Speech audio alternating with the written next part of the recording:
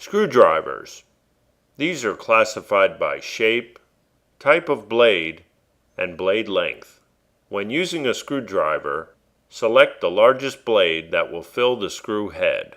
A wrong-sized blade will damage the screw head and the screwdriver blade. Remember, screwdrivers are made for one purpose only: loosening or tightening screws. Types of screwdriver heads include the slotted, the Phillips, posit drive. Also, the Torx, the Hex, and the Robertson. And finally, the tri-wing, the Torx set, and the spanner.